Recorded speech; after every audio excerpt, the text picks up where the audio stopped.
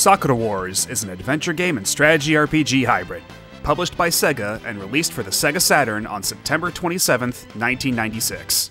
The brainchild of writer and producer Oji Hiroi, the game was developed by Red Entertainment, known at the time as Red Company, who were well known for helming the Bonk and Far East of Eden franchises on the PC Engine, aka the TurboGrafx-16.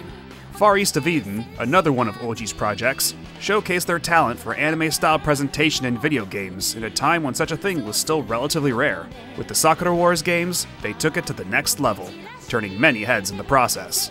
Despite initial concerns about its commercial viability, Sakura Wars was an immediate success, and launched a massive multimedia empire, spanning not only video games, but manga, a TV anime, OVAs, stage shows, audio dramas, and a theatrical feature film. It's a franchise that continues to this day, barring an extended hiatus throughout the 2010s that ended with a soft reboot of the series in 2019. So, how come we only ever got 2 of the actual games localized here? Well, you have to remember what Sega's image was in the West during the mid-90s. They were hip, cool, rebellious. Pretty much everything embodied by their mascot, Sonic the Hedgehog. Sakura Wars, on the other hand, was absolutely none of these things. It was a game set in Japan with an anime aesthetic, in an era just before anime exploded in popularity in the Western world, thanks to the likes of DBZ, Sailor Moon, and the anime adaptation of Pokemon. It was a game filled to bursting with text and long dialogue scenes, in a time shortly before Final Fantasy VII and Metal Gear Solid helped wordy, narrative-driven games gain mainstream acceptance outside of Japan. And, perhaps most unforgivably of all, most of the characters were girls. Pretty girls. In dresses. All of these things made Sakura Wars complete poison to the Western gaming market of the mid-90s, and doubly so for Sega's target audience. Wow. And thus, Sega never gave the series a real chance here. Until relatively recently, most people in the West were mainly aware of the series from its spin-off media, such as the TV anime and the manga adaptations, a fair amount of which somehow got localized releases. And though they resulted in a dedicated Western following, it never made a huge mainstream splash. As of this recording, none of the actual games before Sakura Wars 5 have gotten an official Western release, and it took 23 years for an English fan translation of the first game to materialize. What was a gaming juggernaut in Japan at its prime remains relatively obscure in the West, mostly recognized as that one thing those characters in Project Cross Zone are from, or that one Wii game with the samurai cowgirl, or who are these people and why do they keep showing up in my gacha games? I myself only got into the series relatively recently, during a trip to Japan in the summer of 2019, in the before times. I was hopping and bopping around retro game stores in Akihabara, picking up, among other things, a variety of Sega Saturn games for much, much cheaper than their American counterparts. Ooh, Mr. Bones for only 2,000 yen? Don't mind if I do. It was then that I saw Sakura Wars on the shelf, only 380 yen for a complete copy in good condition, due to its ubiquity amongst Japanese Saturn owners. I'd heard about the series here and there, but I knew practically nothing of it, so I was curious enough to buy it on impulse, and promptly forget I ever owned it. Fast forward to the beginning of 2021, where the misery of 2020 continued to linger, and lockdown had made us all lose our minds. I had become recently unemployed, and was plowing through my retro game backlog to pass the time, when I noticed Sakura Wars sitting there neglected on the shelf. I looked at it and thought, sure, I'll give it a shot, and fired it up, expecting to kill just a handful of hours. I then proceeded to marathon the entire mainline series in just a few months, including the spin-offs. The Columns spin-offs, too. You know, Columns. The Sega puzzle game that isn't Puyo Puyo? No? Alright, well. Anyhow, the series had its hooks in me and didn't let go until I was all caught up. From Saturn all the way up to PS4. Hell, I even gave that disastrous mobile game a shot.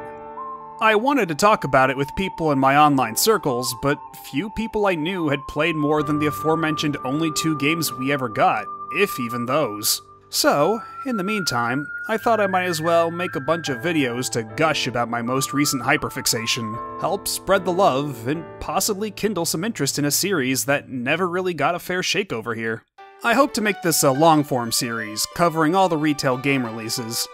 And maybe the mobile game if it doesn't depress me too much. And naturally, I'll be starting with the first one. I'll mostly be talking about what I liked, but I will also be diving into some criticisms about the plot, characters, and gameplay. Fair is fair, after all.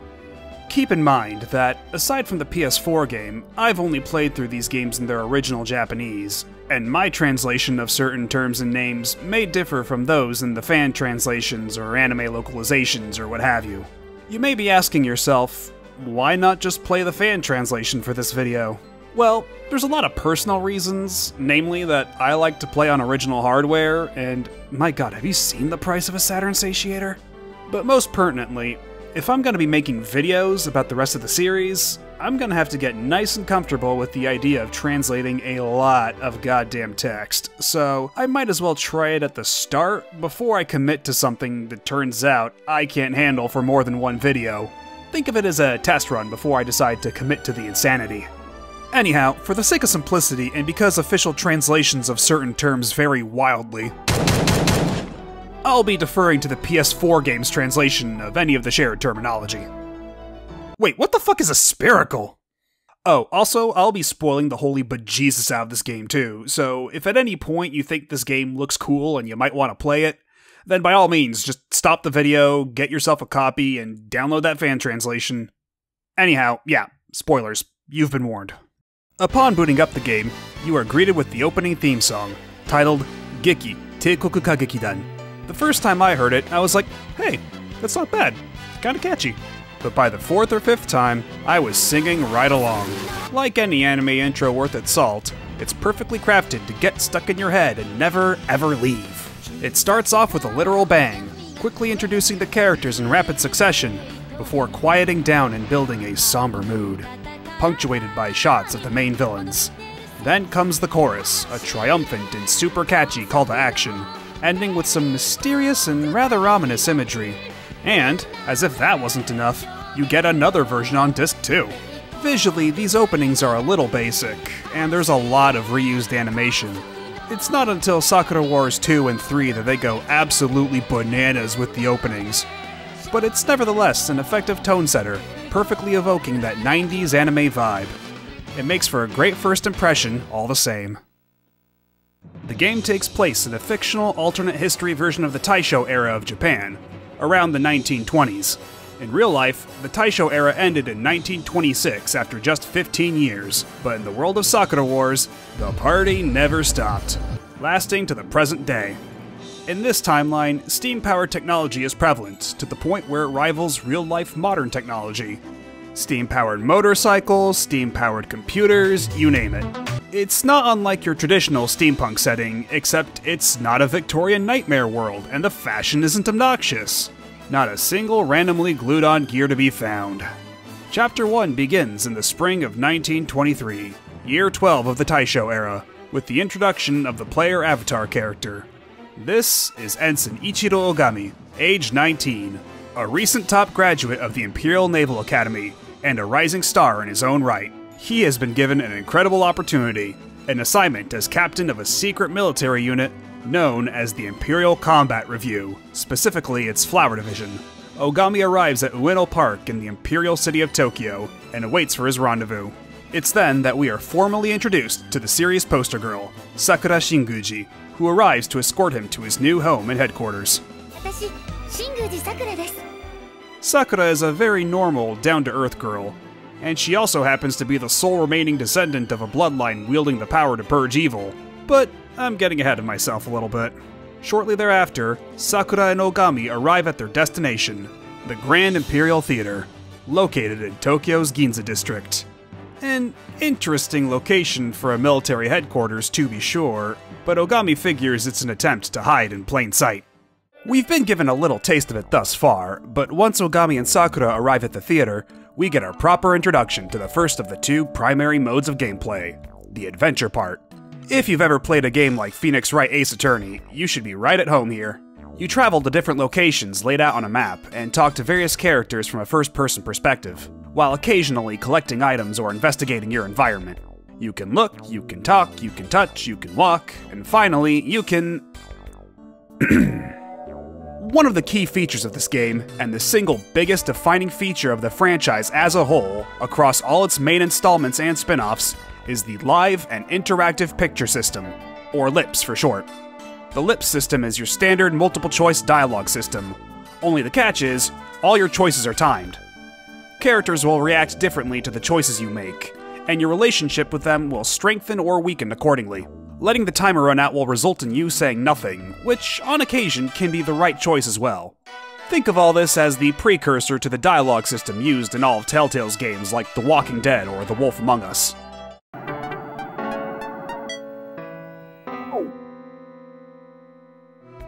This system would be expanded upon in practically every subsequent entry, with added response types and gimmicks, for better and for worse. As far as the first game is concerned though, this is all you have to deal with. The only real issue with the adventure part is that you have a limited number of actions you can do before the story is forcibly progressed. And for the most part, the game doesn't tell you how close you are to hitting that limit. The problem does get fixed in Sakura Wars 2 onward, but for now, we'll just have to put up with it. Anyway, at this point, we are introduced to several more characters in rapid succession. First off, we have Iris Chateaubriand, or Iris as everyone calls her, a 9-year-old French girl born to a noble family.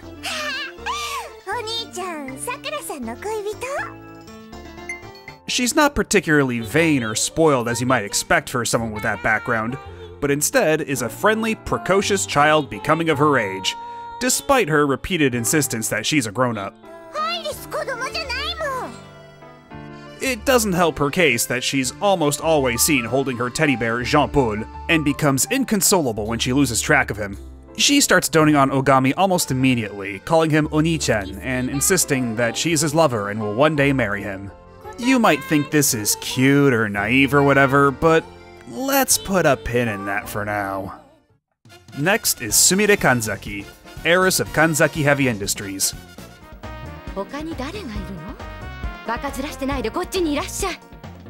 She is the self-proclaimed top star of the Grand Imperial Theater.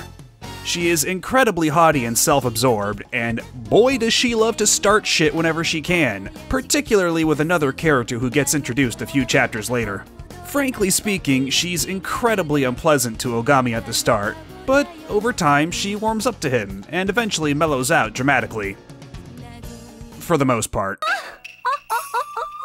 After that, we have Maria Tachibana, a half-Russian, half-Japanese woman with a past shrouded in mystery, who filled the role of captain before Ogami's appointment.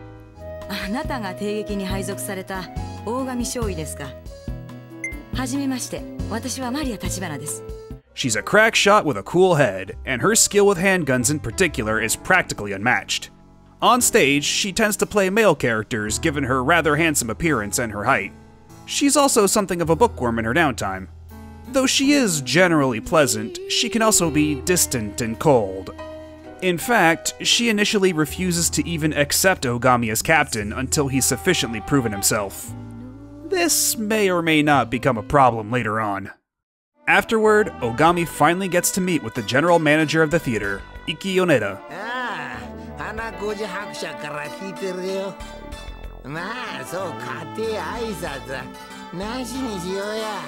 A man who always has a bottle of sake on hand and is shit-faced more often than he is sober. You scare me. He gives Ogami his first assignment, telling him to head to the reception desk to find out more. He points out that Ogami stands out far too much wearing a Navy uniform in a theater like this, and hands him some new threads. Sakura and Iris lead him there, then break the news to him. Congrats, bud, you're the new usher. Here's your hole punch, get to punching. Ogami is understandably upset, as this is very much not what he signed up for. Ogami sets out to get some answers, but on the way, he meets the custodial staff of the theater. There's the gossipy Yuri, and the sisterly Kasumi, who both run the accounting office, and the peppy Tsubaki, who runs the merchandise booth for the theater.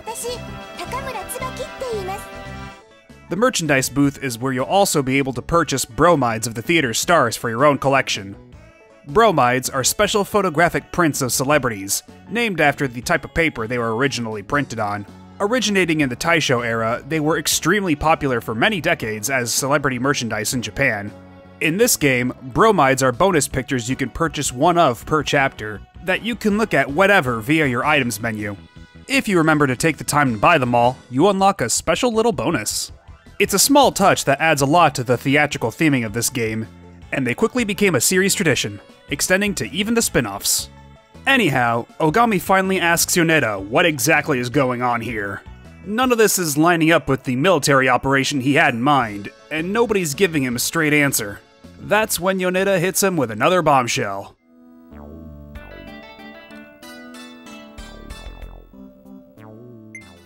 Much to Ogami's dismay, it appears that this is nothing more than a normal theater after all, and he soon begins to lament what appears to be the immediate collapse of his promising military career. The next day, Sakura and Sumire get into a fight during a rehearsal for an upcoming play. Sakura-san? 人の着物の裾を踏みつけるなんて失礼じゃありませんこと？すみません。まったく、これだから田舎臭い人は嫌ですわ。そやてお下品で。さあ、もう一度初めから行くわよ。Ogami steps in to break it up, and despite some minor hijinks, the others gain a little respect for him in the process. As he leaves the stage, Sakura catches up to him and tells him that Yoneda made him an usher as a kind of test. Before she can elaborate, an alarm blares throughout the theater, and Yoneda reveals that it was, indeed, all a trick, that he deceived him. In truth, they run musical theater productions in peacetime as the Imperial Review, and combat the supernatural in wartime as the Imperial Combat Review, a secret organization specializing in fighting demonic threats using steam-powered mechs whose various types are collectively referred to as spirit particle armor, or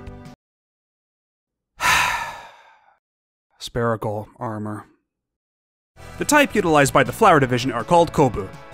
To pilot such a mech requires a huge amount of spiritual energy, and the majority of those who have such power tend to be women, making Ogami himself a notable exception.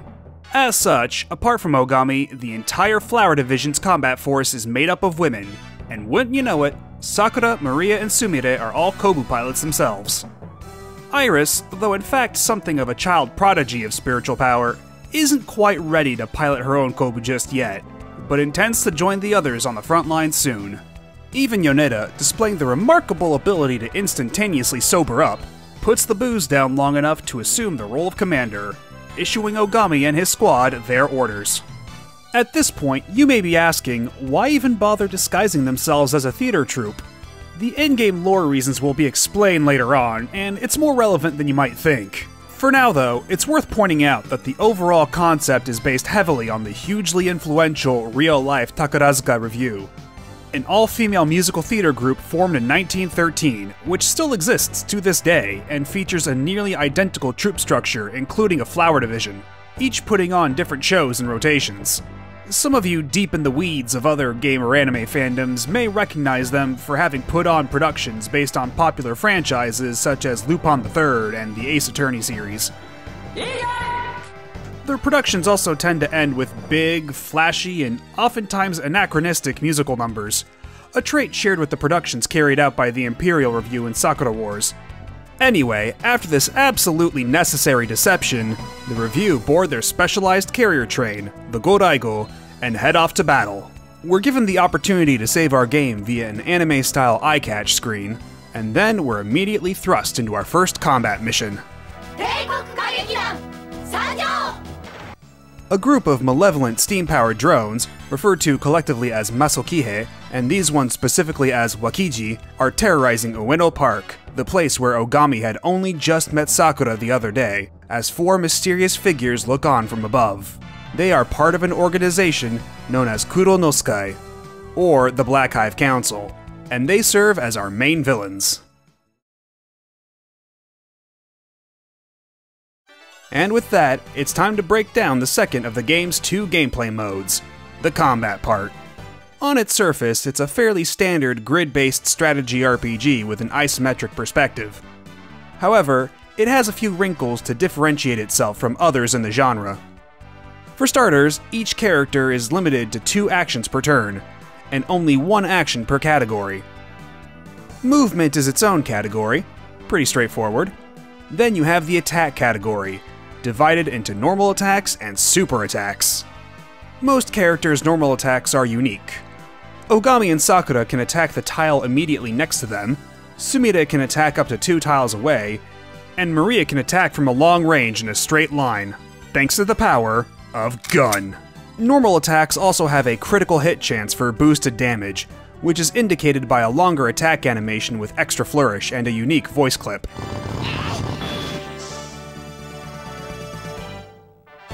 When a character's super meter is full, they can cash it in to do what is, in most cases, a devastating attack, easily able to dispatch weaker units in a single blow. Ogami and Maria's super attacks are powerful, but the respective ranges are unchanged. Sumida's super attack covers a radius around her, and Sakura's extends across the entire goddamn map. There is a third type of attack, team-up attacks, but I'll touch upon those later. Afterwards, we have the defensive category. Guard lets you reduce incoming damage, naturally. Heal lets you recover health twice per mission, and Charge lets you manually charge the unit's super meter, which otherwise fills up gradually whenever they take damage. The rest of the categories aren't beholden to the 2-action limit, as they consist only of information. Finally, however, there's a command only Ogami is able to use: Shield. With this, Ogami can choose 1 team member at a time to shield from all incoming damage, regardless of any distance between the two. He'll just teleport over, whoop, and block the incoming attack, nullifying all damage for not only the shielded squad mate, but for himself. If you think this sounds busted as hell, you'd be absolutely right. Because it totally is. Especially considering you can do it up to 8 times per mission. This skill got nerfed dramatically from Sakura Wars 2 onward, so enjoy it here while you still can. In fact, it's actually not a bad idea to use it for your favorite team member even when they're only in danger of receiving the most minor of damage. This is because every time you do shield them from damage, their trust level increases. What exactly is trust in this game, you may ask? The backbone of goddamn everything, that's what. And the true core of the lip system. If you were to play the game yourself, you would have noticed by this point that for most dialogue choices in the adventure part, you hear a little jingle play. If the person you're talking to likes what you did or said, it's a happy jingle. If they disliked it, it's a sad jingle.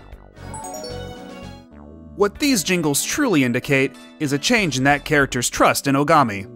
The majority of lips choices you make throughout a given chapter factor into that character's trust level, affecting their stats for the combat mission at the end, and resetting at the beginning of each chapter. You can review your trust levels at every eye-catch screen, though you only get general descriptions of their moods up until it's time to battle, at which point the game tells you the exact change in stats per character. The order the characters are displayed in denotes their cumulative trust level across all chapters, which only really begins to matter later on in the game. As mentioned before, shielding a character from attacks in battle will also increase their trust level. So not only are you negating any damage they would have received, you are also giving them a minor stat buff every time you do. Again, shielding is super busted. Thankfully, even if you only picked responses a character hated throughout an entire chapter, the stats of the character in question will never decrease as a result.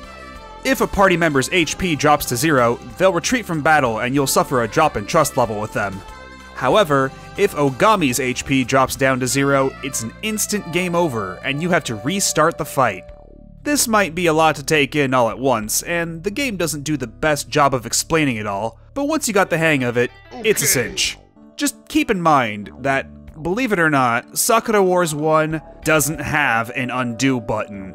You'll have to wait until Sakura Wars 2 for that privilege. Aside from that though, I was frankly surprised at how much fun I was still managing to have with the combat in Sakura Wars 1. Part of me was afraid that I'd find it too bare bones and crusty after playing through all the others, but thankfully it still holds up. In particular, the variety between units is still tangible and distinct, and the action limits make every turn a fun little puzzle without feeling too overbearing or, well, limiting. Though it is definitely leaner than its sequels, its core fundamentals still remain solid after all this time. Anyhow, as the review deals with the mechanical horde, one of the four figures steps up to challenge them. He calls himself Aoi Satan, and he's our first boss. Yeah, the game's cheeky about it and writes his name out in kanji to make it look more like a proper name, whereas the term Satan is usually written in katakana. So yeah, a little on the nose, don't you think? He's definitely sturdier than the mooks littering the map, but he's not terribly difficult. Hell, he doesn't even use any super moves. Having had a good taste of the review's capabilities, Satan quickly makes his retreat, and the day is saved. With peace restored to Tokyo, for the time being, the Flower Division teach Ogami their end-of-mission tradition, the victory pose.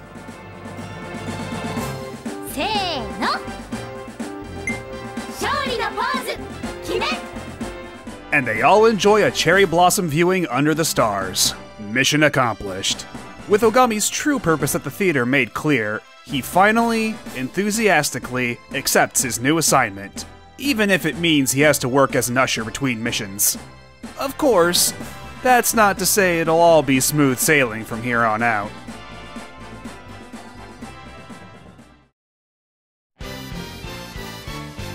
As if the openings and the eye-catch screens weren't enough, we get a preview of the next quote-unquote episode at the end of every chapter, putting a nice bow on the game's overall presentation. It's like one of my Japanese animes. Save your game on the following eye-catch screen, and it's on to Chapter 2. Back in the Black Hive Council's... hive. The four figures from before, who we discover are collectively referred to as the Four Death Lords, are being chewed out by their leader, a man by the name of Tenkai.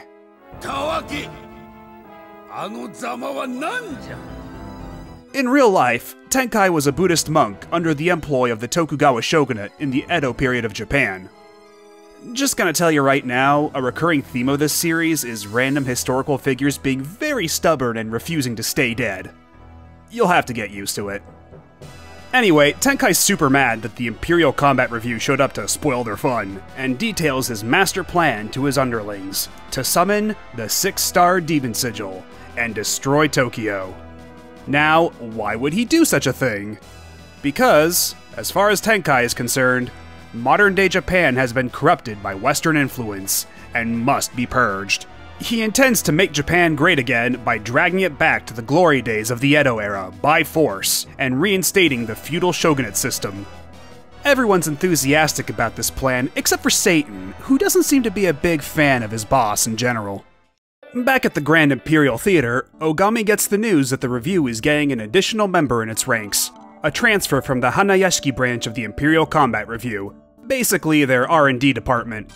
Whereas the Flower Division is based in the Grand Imperial Theater, the Hanayashiki branch is based in an amusement park of the same name, an amusement park that not only existed in real life at the time, but is still around to this day. Shortly after Ogami receives the news about this new arrival, she makes her presence known with a bang. Quite literally, as her steam-powered motorcycle explodes in front of the theater.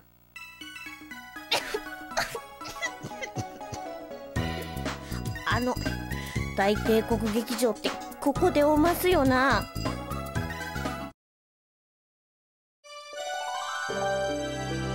This is Koran Lee, a sharp-witted Chinese inventor. うちの名前リ・コーランと言います。 She has a peculiar Kansai dialect that she managed to pick up while living with a foster parent in Japan. She's the team techie and helped build the Kobu units everyone in the review pilots, referring to them as though they were her own children. She has a deep passion for machines, always coming up with new inventions, which almost always explode soon thereafter. Just like Elon Musk, if Elon Musk wasn't completely insufferable. So yeah, don't worry too much about the motorcycle explosion, she's totally used to this sort of thing. She's also the resident comedian, often lightening the mood or interjecting with a witty remark and taking the lead role in the review's comedic productions. Though she is a transfer, she's already had some experience on the team in the past, before Ogami's arrival, and thus immediately jumps into a role in the theater's ongoing production without even needing any prep. After a hard day's work, Ogami goes on his night watch. Koran swings by and tells Ogami to stop by her room if he wants a good time. Well, far be it from me to turn down such a kind offer. If you choose to go visit Koran's room at this moment, it turns out she just wanted someone to play koi koi with. What? What'd you think she meant? So yeah, not only is there adventure and strategy RPG gameplay, but we got minigames too, starting with Koi Koi, a game played with a deck of Hanafuda cards. I'm not going to go into too much detail here as there's a lot of rules, but simply put, it's kinda like poker meets a picture matching game, where you match cards laid out on the table with cards in your hand, and whoever comes up with a winning hand first can either cash out their points and end the round, or call Koi Koi and keep the game going. Koi koi ya! Risking it all for an even bigger score. I used to think I was pretty okay at this game. I've played it before in other games like the Yakuza series, and I thought I was pretty good. But man, I just cannot beat Koran. She always seems to have the exact right cards at the exact right time, and honestly, she plays real cheap. Yatta! Katta katta! Oh, but how can I stay mad at a face like that?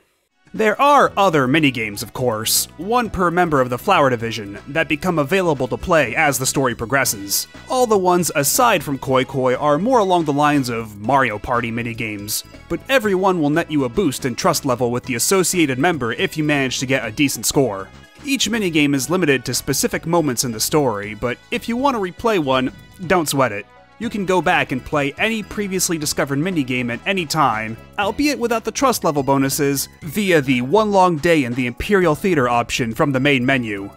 If you missed one though, you'll have to go back through the whole game and find it before it becomes available in the One Long Day mode. Them's the breaks, unfortunately. The next day, the review put on their newest performance, which is a rousing success. Until it isn't.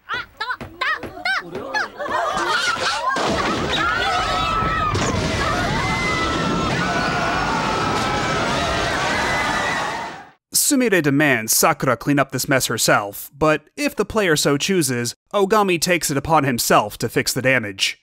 As he's hammering away, he accidentally smacks his finger. Then this happens. あら？怪我したの？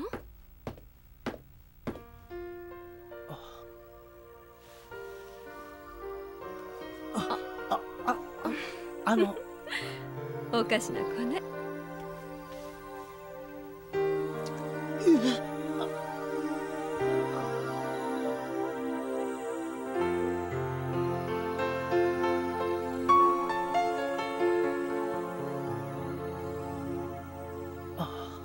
Ogami is understandably awestruck by what the hell just happened, and comments aloud about how beautiful this mysterious finger-sucking woman is. Only to be overheard by Sakura, and ooh, she's jealous. Okay, I'm gonna go on a bit of a tangent here, but I have problems with Sakura. Don't get me wrong, I like her and all, and I'm genuinely stoked whenever I see her cameo in another game or series or whatever. Shit, put a Sakura Mii costume in Smash and I'll be there with bells on. But, nevertheless, I've got some grievances that must be aired. Sakura has proven to be the most popular character in the series overall, by a long shot.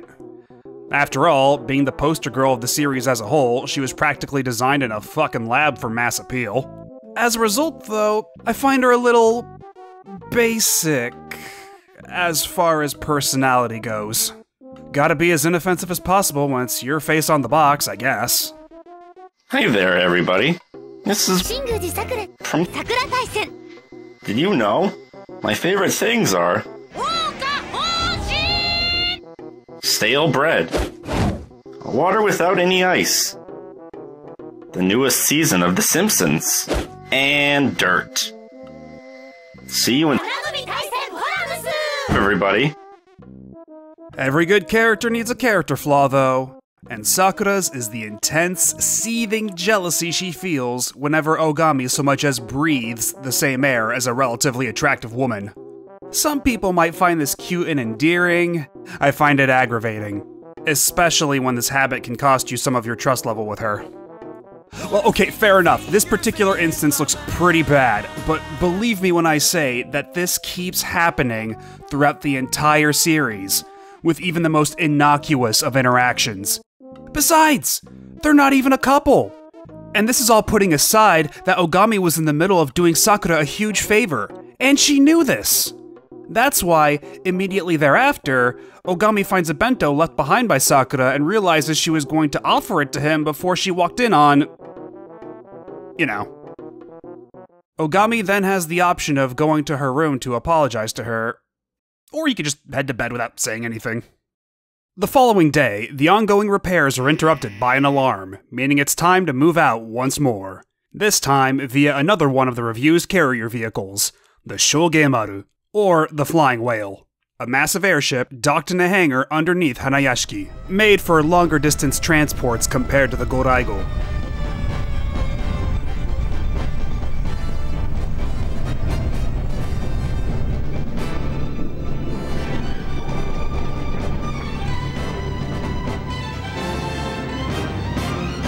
Yeah, if you think the logistics of this thing are completely bonkers, you ain't seen nothing yet. Anyhow, this time Tenkai himself is rampaging about in Shiba Park, and after planting this funky little gadget in the ground, he plans to destroy Imperial Tower, the in-universe equivalent of the real-life Tokyo Tower. Its destruction would mean a communications blackout for the entire city, if not the entire region, which could cause untold chaos. The battlefield is littered with elevation differences in turrets this time around, so it's a good thing we've got Koran on the team now. She's a mid-range projectile-based character who can attack any singular target within a 4-tile radius, regardless of elevation. On top of that, her attacks also damage every enemy within a 1-space radius of the target, making her extremely useful for mopping up tight clusters of enemies. Her special attack is much more limited in range, but deals far more damage, as she unleashes a horde of chibi robos at you. Yes, that's what they're actually called. After clearing out the mooks and turrets, Tenkai at last reveals himself to the review. Declaring them unfit to fight himself, he summons a mysterious silver Wakiji and disappears with a... This new variant not only has stupid high defense, but stupid high attack as well. After a while, a mysterious voice tells Ogami the truth, that this drone is nothing more than a diversion, and that the real one is down below, and closing in on the tower fast. After Ogami and crew take out the true target, we get another victory pose, and finally find out who the mysterious voice belongs to. As it turns out, it's none other than the beautiful, mysterious finger sucker from earlier. Meet the Imperial Combat Review's Vice Commander, Ayame Fujieda. Questionable first impressions aside, she's actually a gentle and caring woman, full of wisdom, repeatedly providing Ogami with insights and valuable lessons throughout the game, on the battlefield and off. Basically, the team mom. In fact, it's thanks to Ayame that Iris, Maria, and Koran are even on the team to begin with.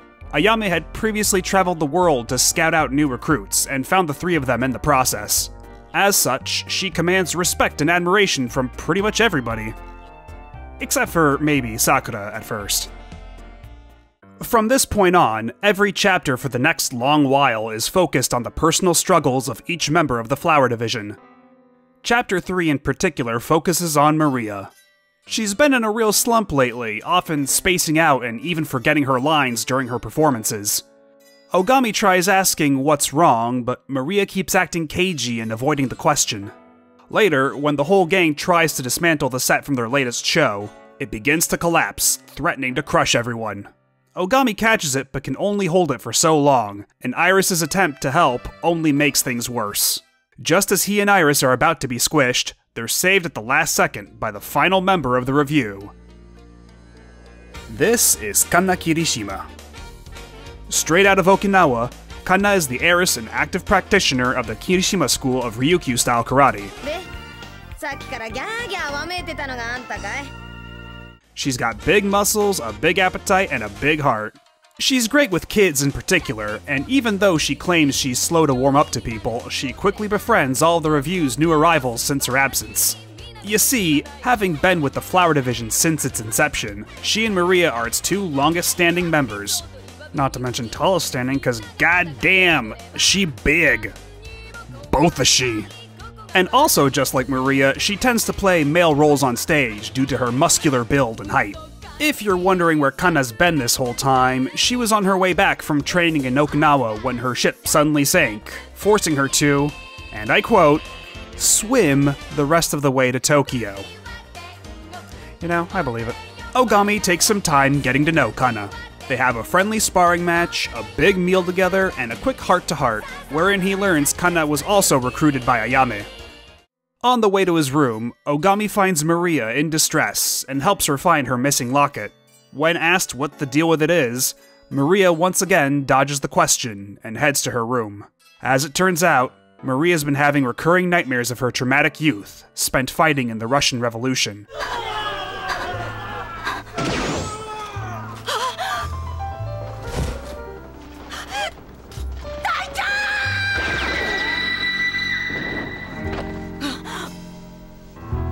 She wakes up in a cold sweat and gazes down at her locket. Before she even has time to think, the alarm blares out throughout the theater, meaning it's time to suit up for battle once again. This battle takes place in Tsukiji, a seaside district of Tokyo, and this time, we get to see what Kana can do. On paper, it's not much. She punches and kicks things with her kobu. But what's important is that she punches and kicks things super hard, as she is easily the biggest damage dealer in the game. This combat encounter isn't much. You beat the bots to get to the other side of the river in order to confront another one of the four lords, Jade Setsuna, who himself just finished putting another funky thingamabob in the ground. Ogami and friends are about to go beat his ass into the dirt when suddenly, a child straggler runs out of a nearby home and falls over, right in front of Setsuna. If the player reacts quickly enough, Ogami leaps forth and shields the child from danger, suffering heavy damage and allowing Setsuna the chance to escape. Yeah, no victory pose this time. Ogami wakes up strapped to an operating table, and peering down at him are none other than Tenkai and, in a shocking twist, Koran. Yahoo, Ogami-han! It turns out, Koran was working for Tenkai the entire time, and she intends to physically modify Ogami and make him Tenkai's slave. Or not, because it turns out that was just a bad dream, and Ogami wakes up in his own bed, to the relief of everyone there. Everyone, that is, except Maria, who took the whole saving a child thing exceedingly poorly. She argues that such recklessness could have gotten Ogami killed, which in turn would have put even more people in harm's way. In conclusion, she tells Ogami to his face that he is unfit to be captain. After getting a pep talk and some sage advice from Ayame, Ogami tries talking to Maria once more. When he does find her, they get interrupted by a vision of Setsuna in the sky. He reveals he knows all about Maria's dark past, fighting in the Russian Revolution under the codename Cassowary. He tells Maria to come meet him, threatening to expose to the rest of the Flower Division that she's actually a cold-blooded killer. Maria tries to brush it off as no big deal in front of Ogami, when in truth she is unbelievably distressed at this prospect, and runs off to confront Setsuna on her own. Ayame then has no choice but to tell the rest of the Flower Division the truth about Maria, namely her past as Cassowary and how she saw her beloved captain die as a result of her own inaction. The only reason Maria lashed out so hard at Ogami was because she was afraid of the same tragedy repeating itself. Recognizing the burden Maria's been carrying in secret this whole time, they set out to rescue their valued comrade. They return to Tsukiji, the site of their prior battle, and find Maria's Kobu there, completely immobile. After the Flower Division fights their way through the robot hordes up to the Kobu, Ogami discovers the Kobu is empty, and Maria's locket has been left behind. Setsuna shows up in the sky once more, ordering Ogami to come alone, as a lone unmanned boat pulls up by the dock. Knowing full well this is a trap, Ogami has no choice but to go.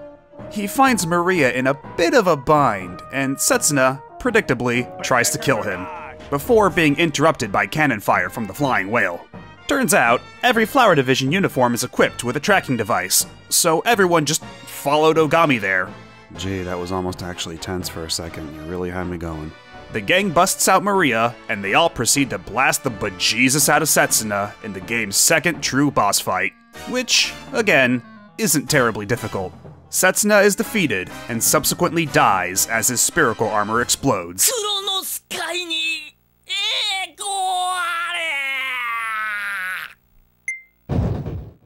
Ogami hands the locket back to Maria. Maria finally accepts Ogami as her captain. ありがとうございました、隊長。 And everyone becomes super jealous of them. Except for Koran, who's like, Nice. the ice around Maria's heart has melted. And with that, she experiences a dramatic evolution in her character. Sure, she can still be a little strict at times, but she becomes a warm, supportive presence throughout the rest of the entire series. What I find especially remarkable is how they managed to do this so suddenly while making it feel earned. She still feels like the same character at the end of it all. Maybe it's only because it's only 3 chapters in, so there's not enough of Maria as Ice Queen to make it feel like too drastic of a character change. But in the end, it's still tangible and significant. Chapter 4. It's Iris's birthday and nobody seems to give a shit except Ogami. She strong-arms him into taking her out on a date, because remember, she keeps insisting he's her boyfriend. You do actually have the opportunity to turn her down, but ditching a little girl on her birthday is kind of a dick move. So we're going. They have a nice time in the Asakusa district of Tokyo, with Ogami being given multiple opportunities to humor her romantic fantasy, until eventually they decide to go see one of them newfangled motion pictures together. The movie proves to be a bit too much for Iris, who winds up getting so freaked out she...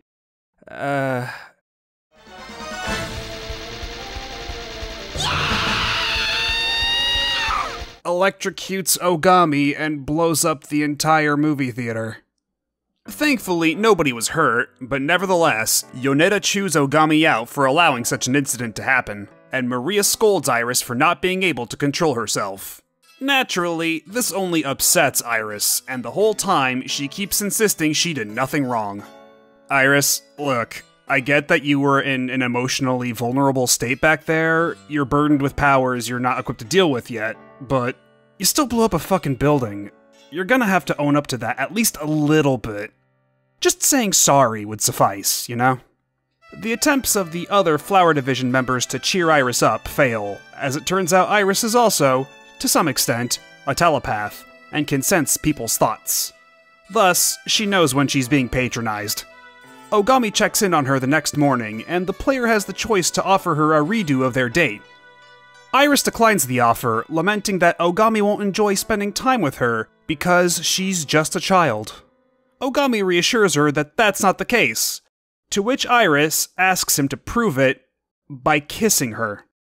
Well, this just got awkward real fast. Well, whether or not he does, Iris senses his true feelings and sees right through him, realizing he thinks of her as a child like all the others.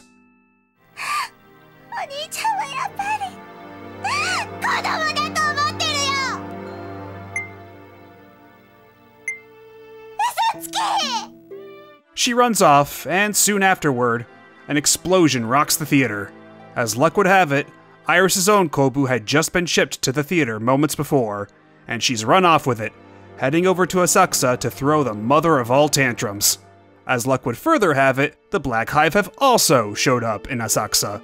Before they head off, Ayame pulls Ogami aside and gives him some advice about what to do with Iris. The Flower Division all spot Iris as they arrive, and once again fail to coax her into coming back, causing her to lash out. Ogami has the choice of going after Iris or focusing on the battle, and I'm just gonna tell you right now, you should probably go after Iris. So after her he goes, and Sakura decides to tag along. They both corner Iris, and Ogami finally gets her to settle down, telling her he actually enjoyed their little date, and that Iris should enjoy the present rather than lamenting the future. Iris senses his genuine feelings, and finally joins back up with the rest of the team, ready to participate in her first real battle. This time, Silver Asetsu is the Deathlord we'll be going up against. And he's super pissed about how you guys all killed Setsuna, vowing to exact his revenge.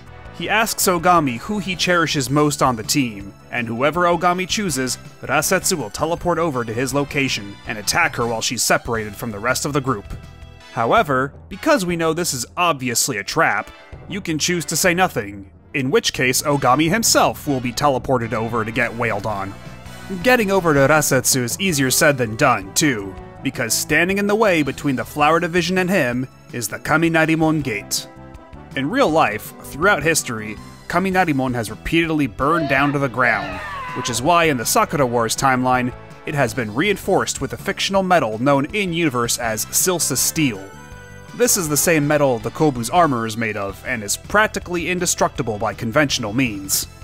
The only way of opening the gate is on the other side of the wall, and the Kobu are a little too bulky to make that kind of jump. It's gonna take a couple games before you get them performing high-flying acrobatics. Thankfully, Iris is on the team now, and her special skills are just what we need. Iris is by far the most unique unit in the game. Her default attack is an area of effect ability with a 2-tile radius. It doesn't do much damage by default, but with enough trust level buffs, this makes her a force to be reckoned with. What's also unique is that her super ability isn't an attack, but rather a full heal for everyone in range. Everyone except herself, unfortunately. That'll get fixed in Sakura Wars 2. Finally, and most pertinent to the current situation, Iris is the only unit who moves via teleporting, and that includes being able to teleport through solid walls. How convenient. Guide Iris to the gate's controls, Or take too long like I did and have Ayame blow up the control panel. and the gate is open. Rasetsu is our third boss, and the first one to pose a true challenge, because holy shit, this dude is built like a brick shithouse and hits like a truck.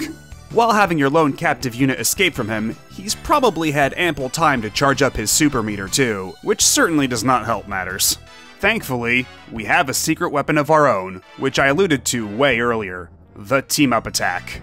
If Ogami and the main character of the current chapter are standing next to each other, and both have full super meters, they can do a team-up attack, expending both meters for huge damage across a massive range. Team-up attacks have unique animations per character too, so it's fun to check every one of them out. Rasetsu gets cooked, the team poses, and soon thereafter, Iris and Ogami set out to do their date over, while Sakura seethes with jealousy. Come on, Sakura, you don't have to worry about Ogami getting romantically involved with a child. Right? Chapter 5. This is by far the most adventure-oriented section of the whole game, making you explore an environment on foot, pointing and clicking and picking up items. Too bad it's also easily the worst chapter in the game. Let me explain why. So throughout the game, Sumire and Kana are often at each other's throats, talking mad shit to one another. Now, after a particularly bad incident in the middle of a production of Journey to the West that ended up coming to blows... So basically, what I was thinking of was, oh fuck, I can't believe you've done this. Yoneda sends the two of them and Ogami out on a recon mission. Ayame presumes they were specifically chosen as some kind of bonding exercise. しっかりしなさい、隊長さん。 The recon location is an abandoned mansion in the Fukagawa district, radiating massive amounts of spiritual energy, where the Black Hive have reportedly also been spotted.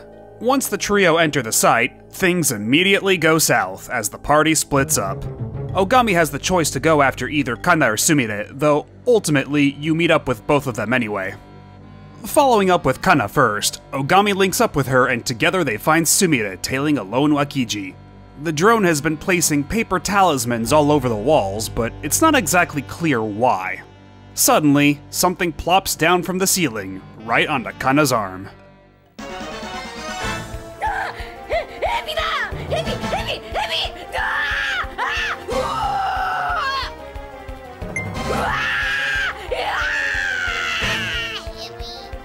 She gets bitten by the snake, and her freakout alerts the robot, causing it to escape. Sumire gives chase while Ogami tends to Kana's snakebite. It turns out that the usually boisterous Kana has a crippling fear of snakes due to a traumatic experience as a child. You see, her father was very strict about her karate training, to the point where Kana can't even recall him talking about anything else. As she trained with her father, Kana would look at other families and envy their happiness together.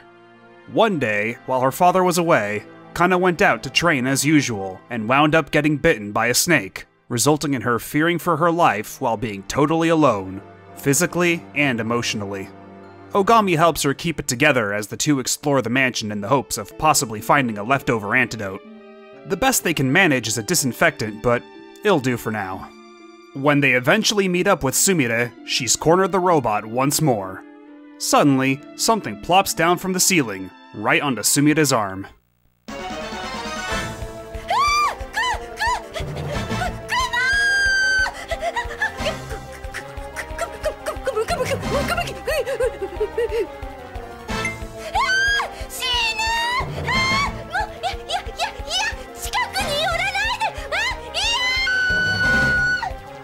She gets bitten by the spider, and her freakout alerts the robot, causing it to escape. Kana gives chase while Ogami tends to Sumida's spider bite. It turns out that the usually unflappable Sumida has a crippling fear of spiders due to a traumatic experience as a child. You see, her parents were... Hey, wait a second! That's right, you're not only aimlessly wandering around this mansion in the hopes of finding an antidote, you're doing this twice in a row, with shockingly similar dialogue and identical lips choices. Sure, it's kinda cute how Kana and Sumida have a shared experience in common and all that, but there's no reason to make it this copy-pasted, especially when the ensuing fetch quest is so tedious. It's a shame, too, because I've always really liked Kana.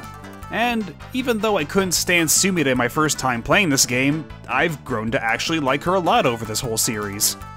Even if she can have the personality of a toilet sometimes, she's got a heart of gold in there. They both deserved better than this for their big starring chapter. Anyway, Ogami finds disinfectant for Sumida as well, and they link up with Kana, ready to finally corner the Wakiji.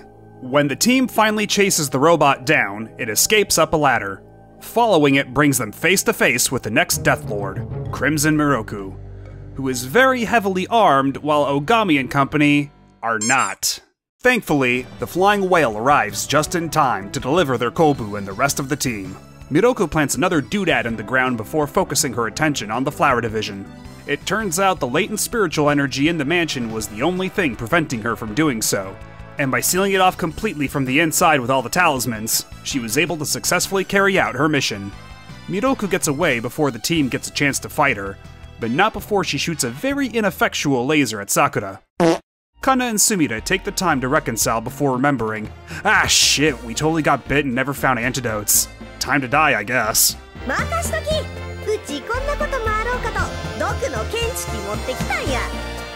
Of course, it turns out neither the spider nor the snake were venomous, and any adverse physical reaction either Kana or Sumida had were all in their heads. Realizing they're not actually at death's door, they return to their usual bickering, though ultimately, their mutual respect has deepened from this experience. During all of this, Satan has placed another What's-It in the ground in secret, and the Black Hive's plan is close to fruition. What's more, it turns out Miroku's sad little laser wasn't actually an attack at all, but instead, a little beastie that works as a tracking device, leading the enemy right to the Imperial Combat Review's front door. Chapter 6 begins with the review wrapping up their final day of Journey to the West, and it's time to celebrate. Every member of the Flower Division gets ready for a night of celebration, and Ogami can help them all out while Sakura heads out to shop for some supplies. Night falls and the celebrations are underway, but Sakura has yet to return. Koran comes up with a plan to scare Sakura by dressing everyone up as ghosts and jumping out at her. But as Sakura finally comes back from her shopping trip, Mother Nature beats them all to the punch with a crack of lightning. As it turns out, Sakura is mortally afraid of lightning, saying it's coming to, quote, take her belly button.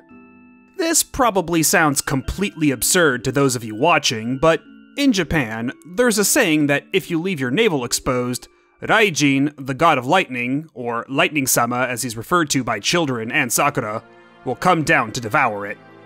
The practical reason for this folktale is to get kids to cover up so they don't catch colds, but for some reason, Sakura seems to take this as the actual truth. Before Ogami has the chance to console her, he's summoned to the command room by Yoneda, who tells Ogami they've finally discovered the true plot of the Black Hive Council. They've discovered all the strange gizmos the Hive have buried in each site, referring to them as linchpins, which are actually ancient ritualistic devices made by Tenkai himself. By analyzing the locations of all the linchpins planted thus far, they've triangulated the final point the Hive are likely to target, Hibiya Park. Altogether, they've formed the 6-star Demon Sigil, a magic seal that spans the entirety of Tokyo. If it gets completed, it'll unleash unspeakable evil, causing countless disasters and turning the city into hell on earth. The entire Flower Division is now on standby to defend Hibiya Park at a moment's notice, to prevent the sigil from being formed. As Ogami leaves this briefing, Sakura, having calmed down a bit, pulls Ogami into the nearby locker room to explain herself. When she was a child, she had a friend by the name of Takeshi. One day, Sakura invited Takeshi to play outside, despite her grandmother telling her it wasn't safe, given the weather. The skies quickly turn dark, and when Takeshi suggests the god of lightning is angry with them, Sakura blows it off. Just then, Takeshi gets struck by lightning. Though his fate is left ambiguous in this game, you do get the opportunity to meet him in Sakura Wars 2, so he ultimately survives. Despite this, Sakura is nevertheless scarred for life by the experience, thus explaining her intense phobia of lightning and her knowingly irrational fear of the god of lightning. おかしいでしょ。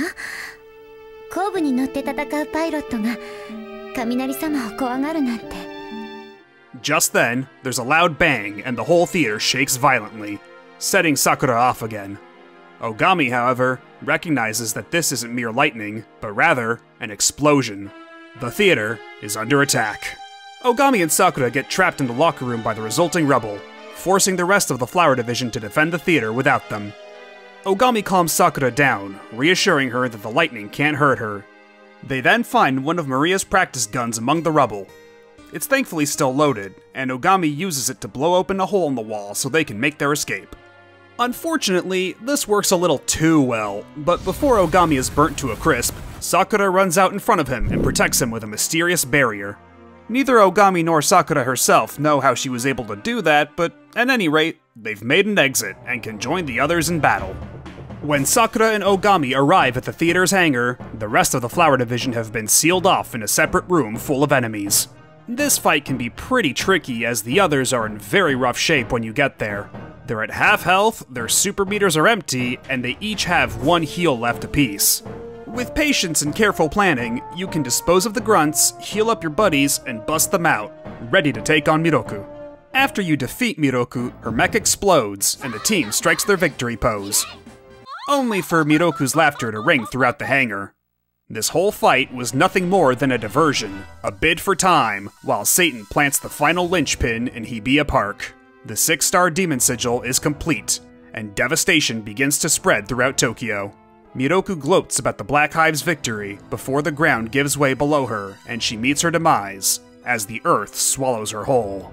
The sudden release of so much evil energy overloads Sakura's mind, and she drops to the floor, comatose. The worst-case scenario is upon them. It's also worth mentioning that this moment closely lines up chronologically with the real-life Great Kanto earthquake of 1923.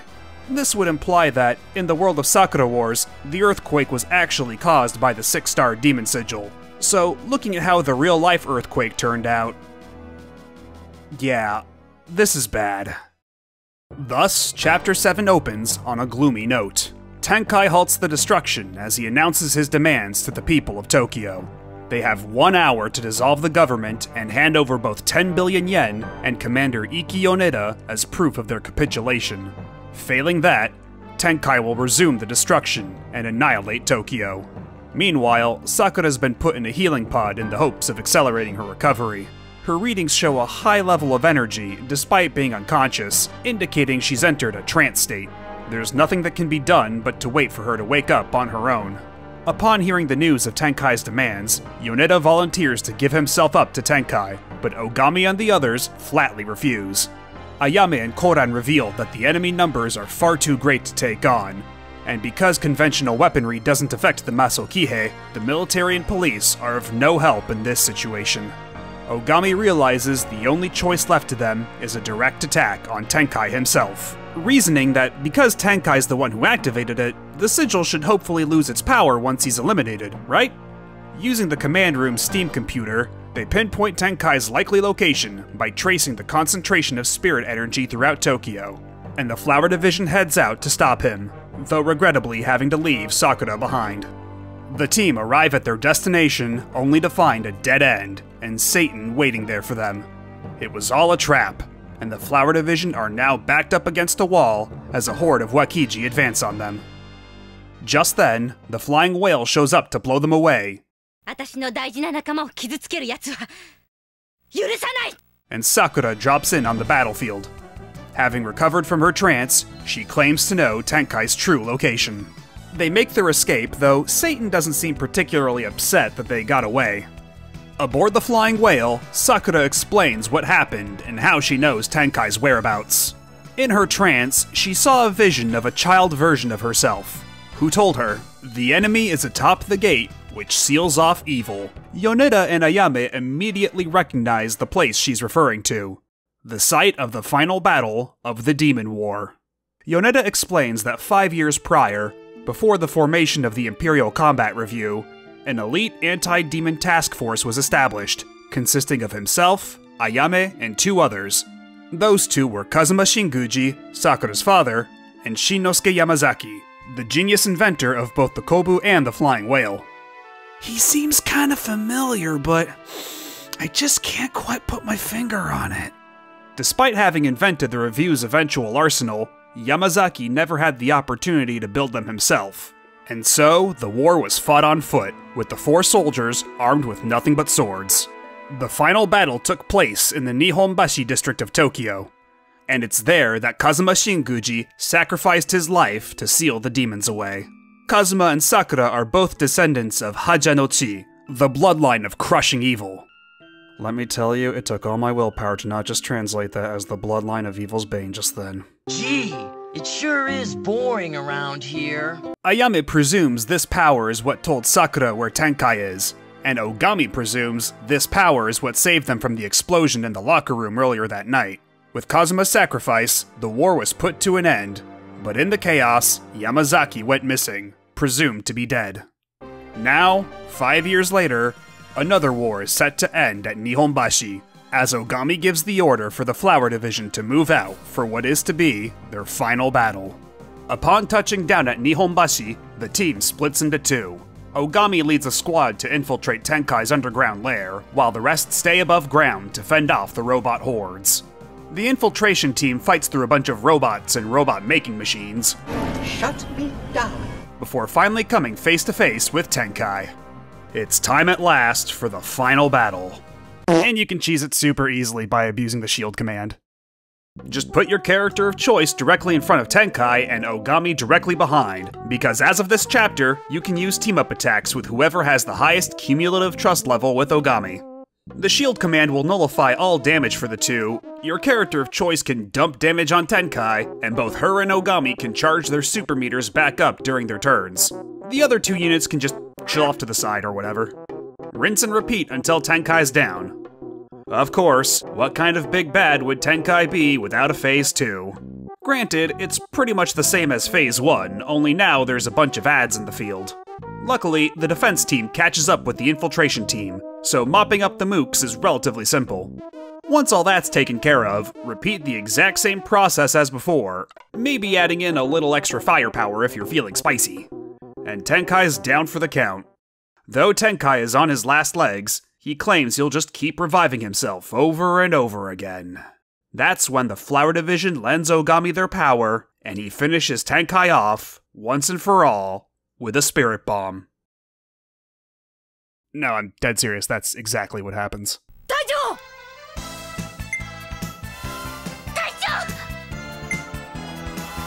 隊長少尉さんお兄ちゃん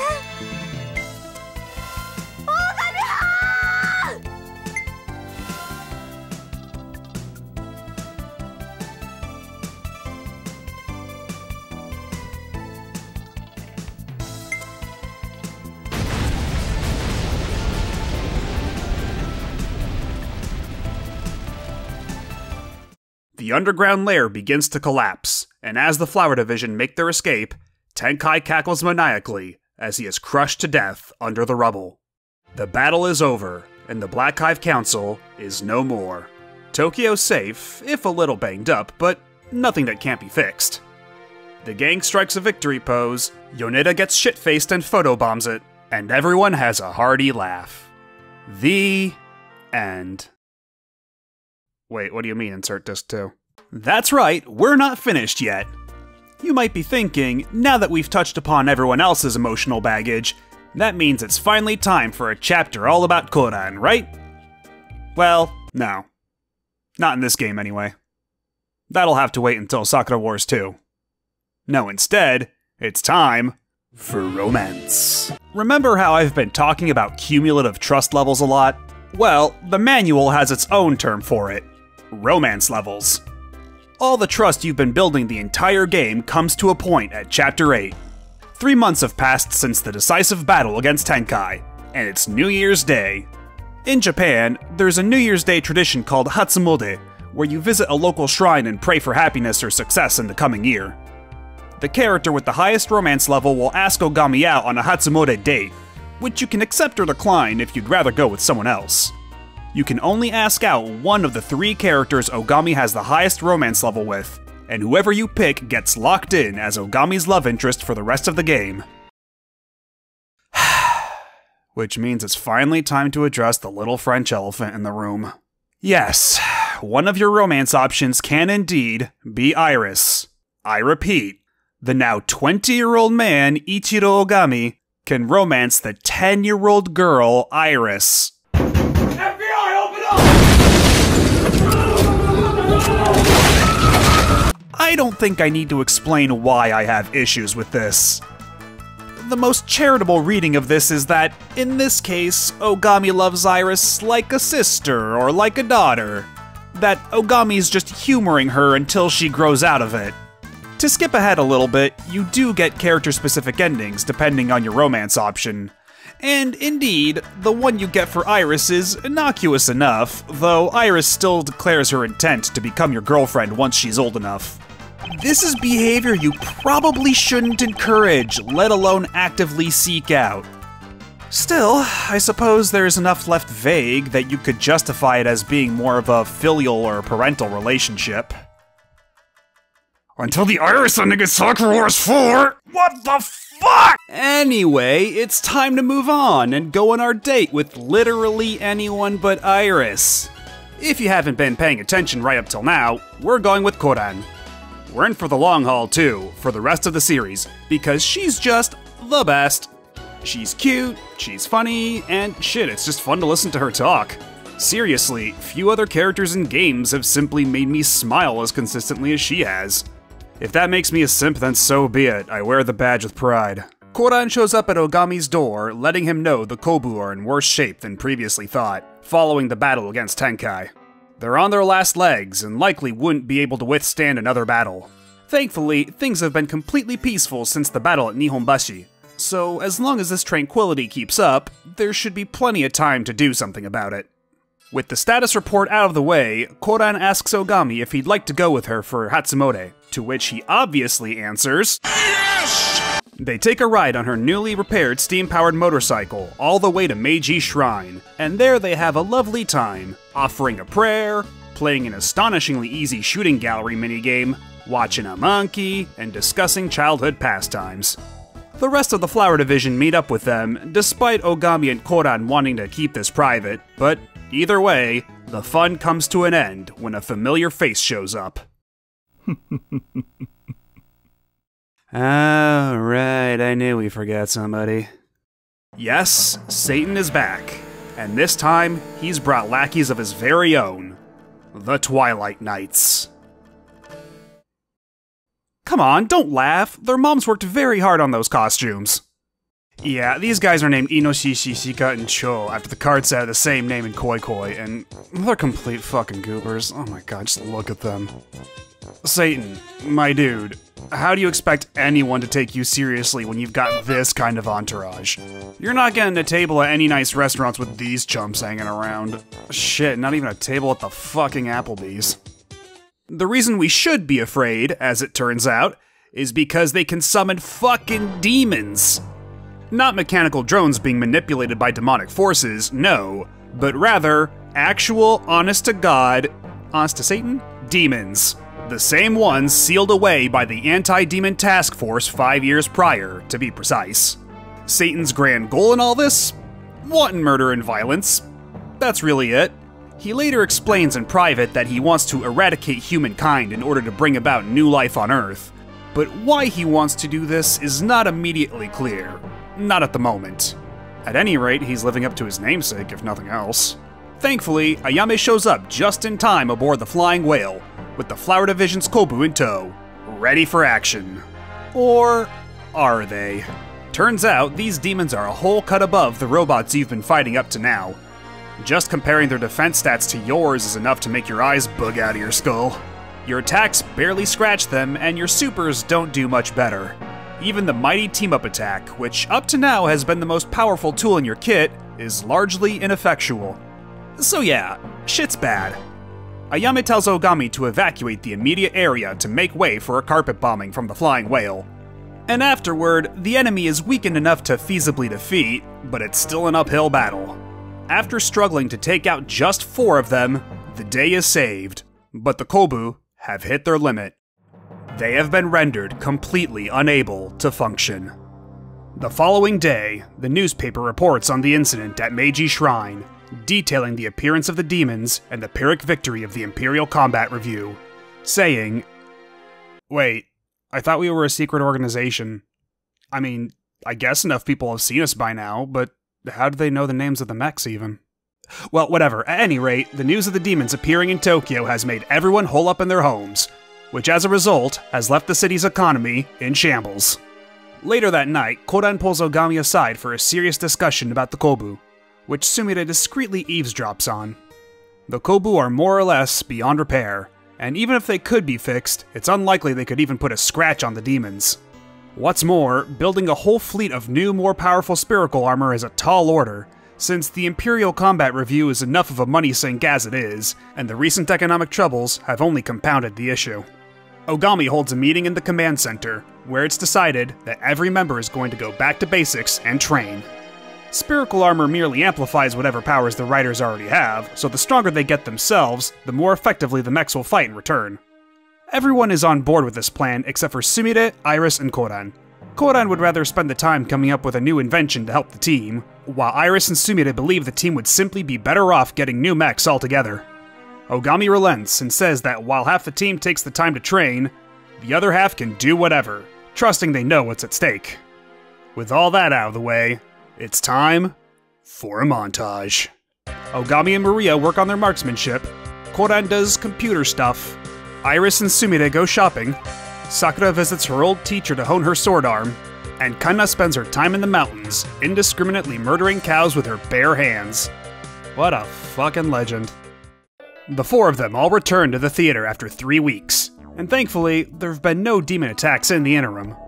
From the sound of things, however, some of those who were left at the theater haven't been pulling their weight, so it's up to Ogami to ask them all what's up.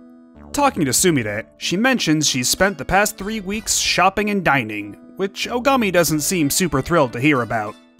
After she leaves, Yuri, the local gossip, shows up soon thereafter and tells Ogami the truth. Remember how Sumire eavesdropped on Ogami and Kodan's conversation earlier? Well, ever since then, Sumire has been working day and night trying to get financiers for the review on board, hence all the fancy dinners. As a result, she's barely even slept these past 3 weeks. Furthermore, Sumire initially joined the review after a falling out with her parents, but as a result of the current circumstances, she was forced to go back to them with her tail between her legs, swallowing her pride to get them to help finance the review as well. Thanks to her efforts, the Hanayashiki branch's manufacturing line has returned to full operation, so even though she's acting aloof and coy about it, she actually has been helping. As for Iris, Ayame shows up to remind Ogami that, at her age, she's still a growing girl, and thus needs rest more than anything, which is why Iris has been spending the past 3 weeks mostly napping. Simply put, growing up is, itself, Iris's training. Fair enough, I suppose. Finally, that leaves Kodan, who mentions she's been tasked by Yoneda with a secret project, though she can't divulge what that is just yet. Then, out of nowhere, she starts talking about her lifelong dream. She wants to one day fly through the air in an airplane, thanks to having met an airplane pilot in her youth. And no, riding the flying whale isn't the same thing. The problem is, as plane technology stands at this time, they are extremely prone to crashing. Utilizing the technology found in spherical armor, Kodan hopes to one day build a plane that can fly all the way back to her home in China in one safe trip. As for the pilot who inspired her, he left one day without saying a word, and she never heard from him again. But she remarks that Ogami reminds her of him a lot. I'm not gonna lie, the way the scene is crammed in here apropos of nothing is pretty clunky, but hey, It's cute, so whatever. Soon after Ogami's checked in on everyone, an alarm blares throughout the theater. After a long silence, the demons have returned. There's concern over what the Flower Division can even do, with the Kobu still out of commission, but Yoneda announces he has something to show everyone. The review have finally obtained new, more powerful spherical armors, named Jinbu, each equipped with what turns out to be Koran's secret project, a special power amplifier, dramatically increasing their combat potential. With honed skills and new gear, it's time to take on the demons once again. The Jinbu proved to be massive upgrades over the Kobu, coming equipped with higher stats, new super moves for each character, and a fancy gold trim. Shing, sparkle, sparkle. The demons who gave us so much grief earlier in the chapter now barely deal any damage. The boss of this mission, however, is a different story. We face off against Inoshishi's goofy-looking ass, and despite appearances, he packs a serious punch, particularly his super move. However, if you exploit shielding smartly enough, and have all the units with ranged supers wail on him from a safe distance, he should go down in no time. No, I did not edit that in. That's the noise it makes when his mech blows up. He died as he lived, without a shred of dignity. Chapter 9 begins with Satan plotting another attack. Furthermore, he states that when the blood moon rises, the most powerful demon of all will awaken, and lend its power to him. At the same time, we see Ayame asleep in her room, experiencing a nightmare. She sees a mysterious, hazy, and rather scantily clad figure encroaching upon her, and she wakes up in a cold sweat before she can make out who, or what, it is. The next morning, Ogami's reading a book lent to him by Yoneda that details the history of the demons. It says something about Yamato, the country of darkness, but really, he can't make heads or tails of any of it. Maria tells Ogami that Yoneda wants to meet with him in the underground storage room. What follows is a fat lore dump. Yoneda explains that mankind has been at war against the demons on and off for centuries, with the earliest recorded instance being 400 years ago, and recaps what he'd previously said about Sakura's bloodline. Unfortunately, Kazuma Shinguji never had the opportunity to teach his daughter how to actually use the power of Haja, so they're unable to rely on it for the battles ahead. However, they do have an ace up their sleeve.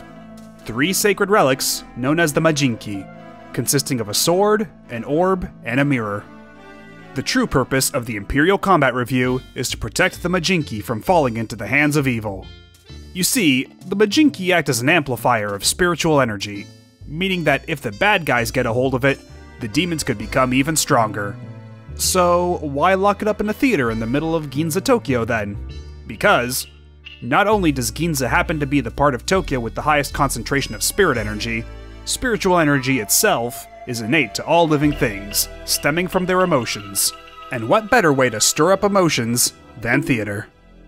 With all this spiritual power, Yoneda surmises that Satan's ultimate goal is to steal the Majinki to unseal and restore the demonic Seima Castle, an ancient fortress built with the sole purpose of causing death and destruction, erected within the aforementioned country of darkness, Yamato.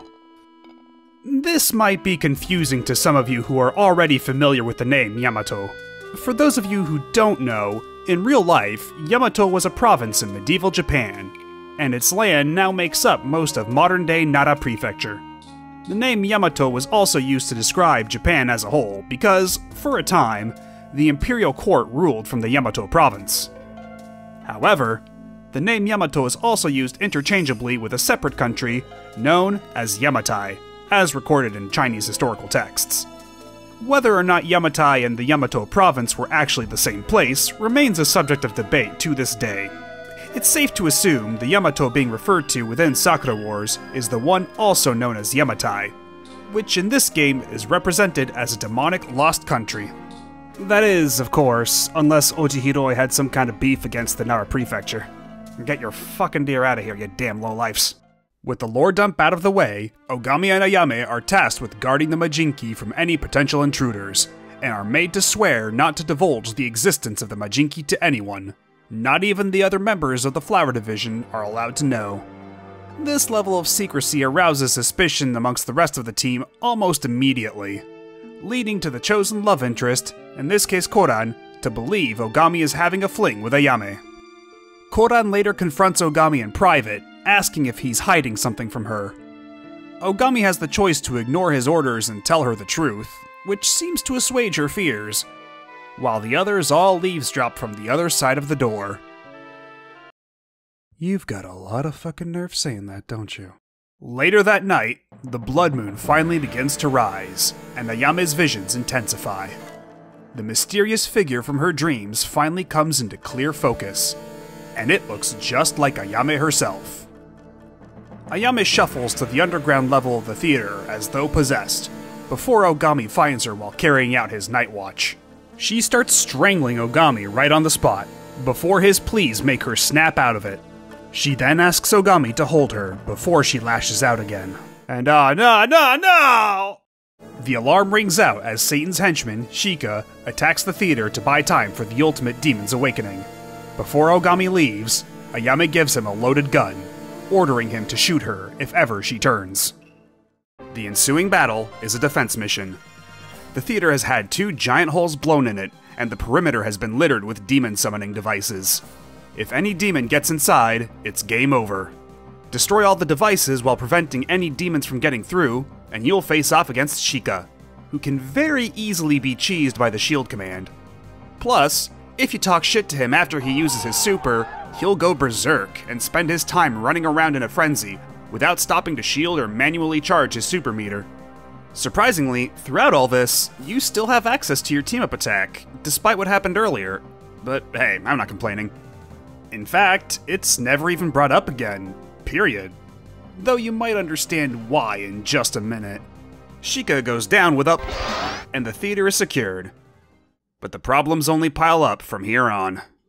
Yoneda finds Ayame entranced, carrying the Majinki out of the storage room, but he's too late to stop her.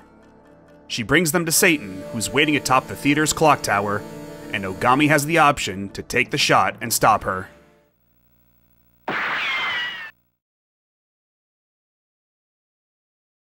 Ogami-san! Ayame! 何すんねん! それでいいの、Ogami-kun. But regardless, it's too late, and she completes her transformation.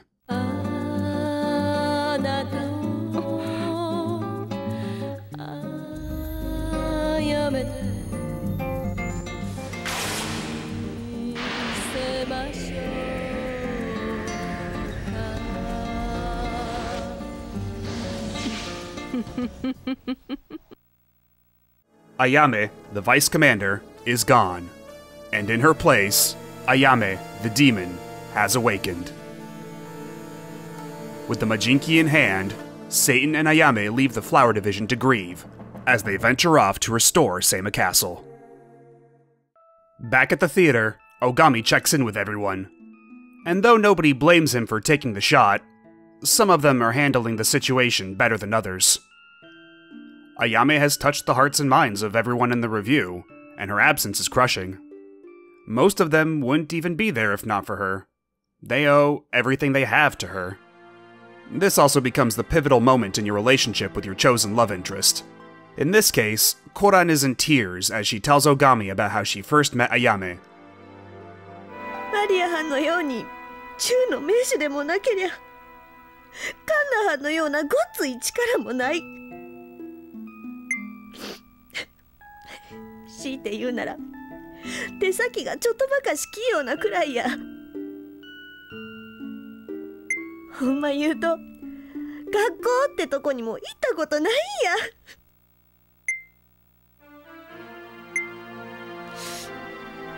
でもな、そんなうちをあやめはんは拾ってくれた。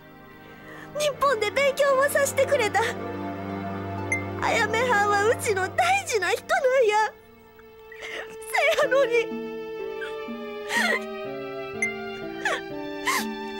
なんでこないになってしもたんや。Ogami tries to get her to cheer up, and she does. Immediately. そやな、笑顔が一番や。Get over it. Okay. After Ogami promises to rescue Ayame, Koran confesses her feelings. She tries to leave, sensing things just got awkward, but Ogami stops her. He promises to not only save Ayame, but to help Koran with her dream of flying a plane someday. And Koran, in turn, promises to let Ogami be her first passenger. 不思議やな。こうしてるとうちすごく落ち着く。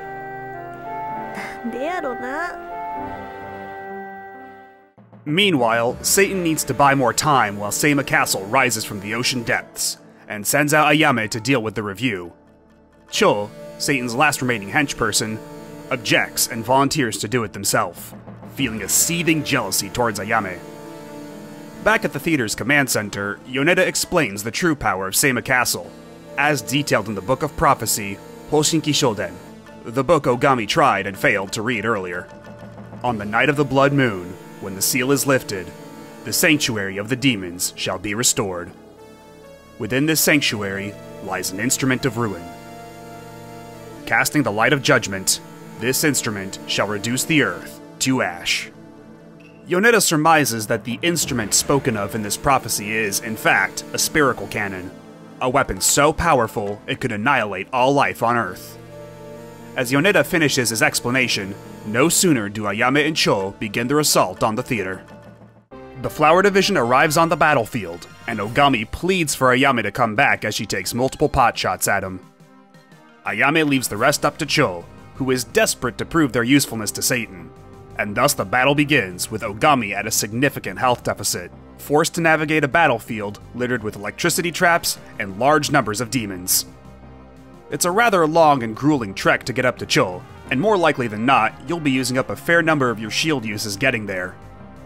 Once the boss fight starts, Cho will smack you with a super attack, and you'll be given the opportunity to talk shit just like in the Sheikah fight.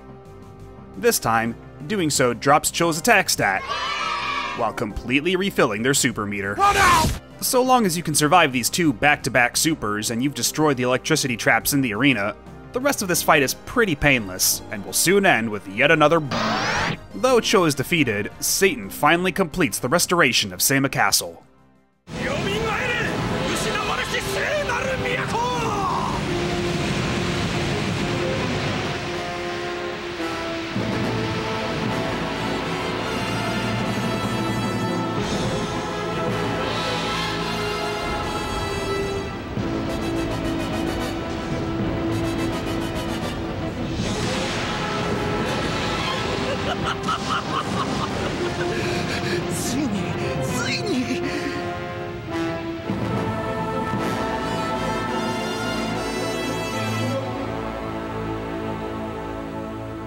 Yamato rises out of Tokyo Bay and towers imposingly over the city, setting the stage for Chapter 10, the final chapter.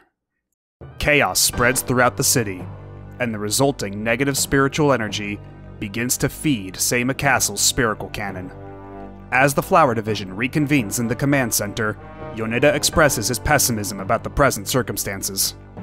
However, he posits that Seima Castle's spherical cannon is still in the process of charging up, and that the only chance the Flower Division has of winning is to infiltrate the castle and destroy the cannon before it can be fired.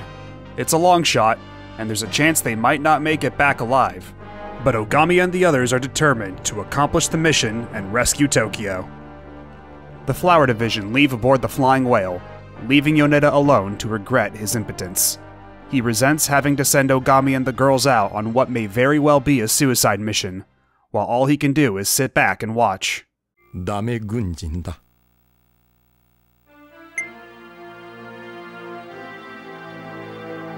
だが君たちを誰よりも愛し、そして君たちの命を尊いと思っていた。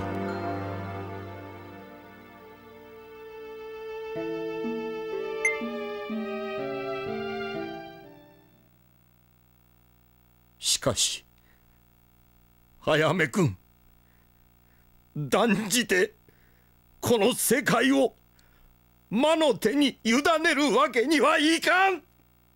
Having had enough, he takes matters into his own hands and activates the final secret weapon of the Imperial Combat Review, the air battleship Mikasa. This scene also reveals that Yuri, Kasumi, and Tsubaki also served a combat function within the review this entire time, as they make up the Wind Division, specializing in piloting combat craft such as the Mikasa. 最終安全装置解除発進準備完了。よし、メインエンジン始動。帝都全域に緊急警報を発令。空中戦艦ミカサ発進。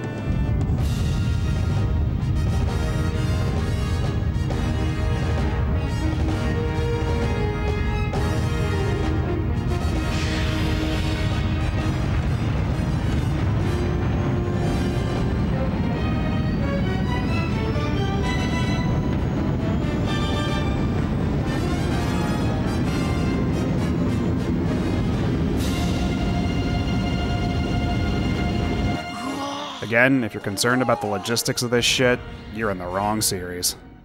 While the Flying Whale's cannon fire doesn't even scratch Seima Castle, a single shell from the Mikasa is enough to blow the gates wide open, allowing the Flower Division to begin their infiltration as the Mikasa draws the attention of the demon horde.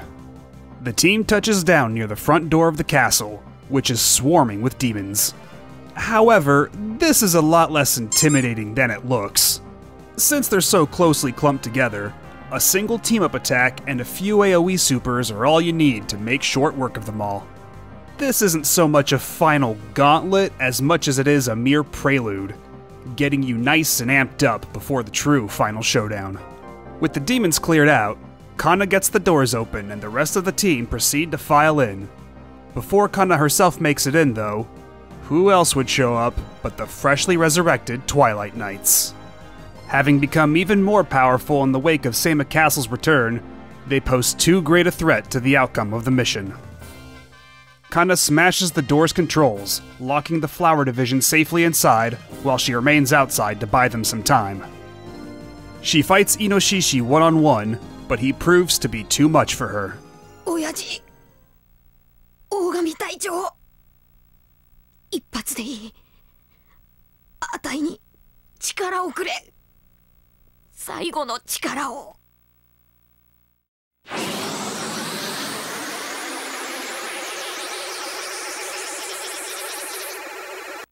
見せてやるぜ。霧島流最終奥義、四方高層拳。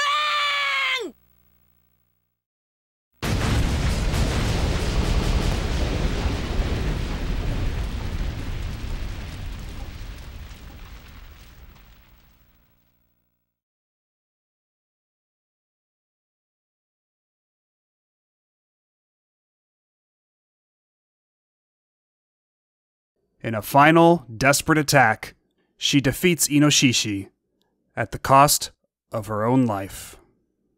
And so, one by one, the members of the Flower Division sacrifice themselves to buy Ogami time to reach the spherical cannon.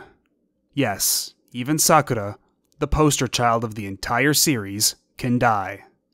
Yes, even Iris, a child, will willingly give her life for the mission.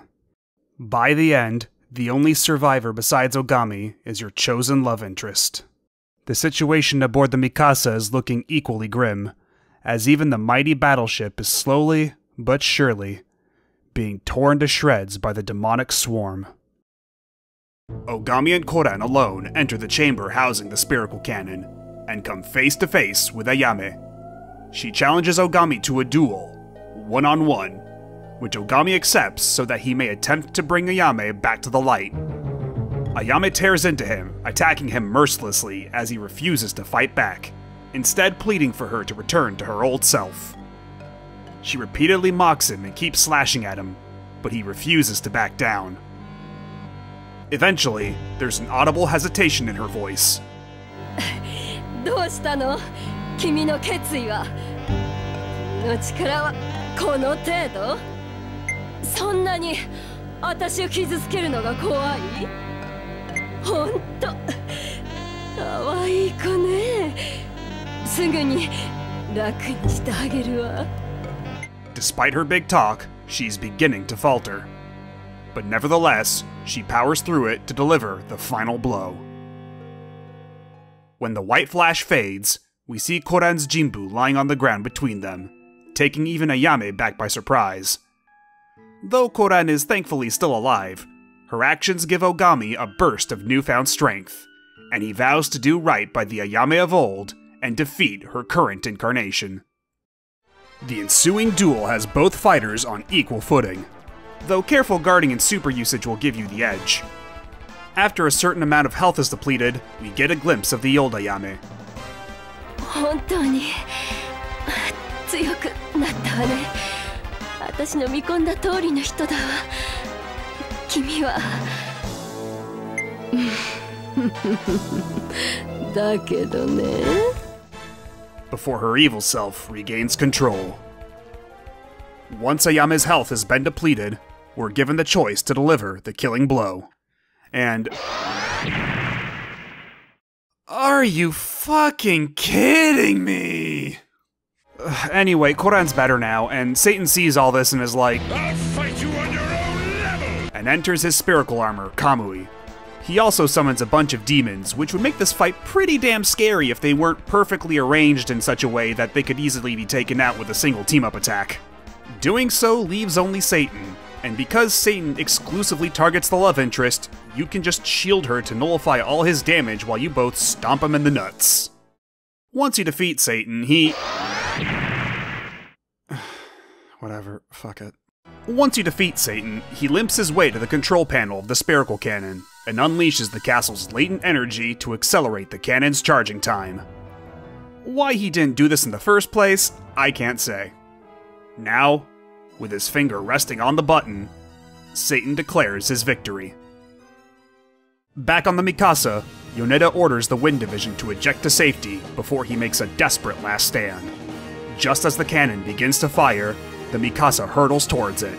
It powers through the beam and crashes directly into the cannon, destroying it completely. And so, after so much sacrifice and loss, it seems as though the battle has finally ended. Okay, I'm just gonna warn you right now, this is where the game's plot starts going straight off the rails. I mean completely fucking bonkers. Whether that's in a good or a bad way, I'll leave up to you. Anyway, just then, Satan reveals he still lives, and right where he stands, he changes into his true form. He is the Morning Star, the Serpent of Eden, the fallen angel, Lucifer.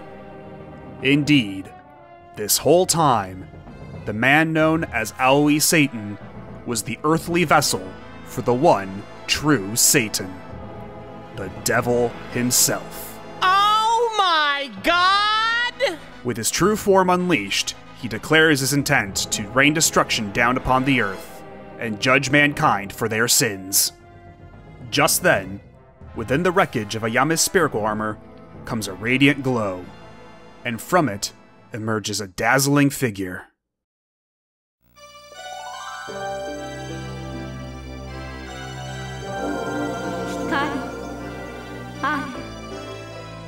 Ayame was not only Ayame Fujieda, the vice commander of the Imperial Combat Review, and Ayame the Demon, but she was also the vessel of the Archangel Michael, destined to be resurrected at the same time as Satan. Michael urges Ogami to save the world, and at that moment, revives every fallen member of the Flower Division. Though Ogami is elated to see them again, the touching reunion will have to wait. They have a fight to finish. They are humanity's final hope to defeat Satan.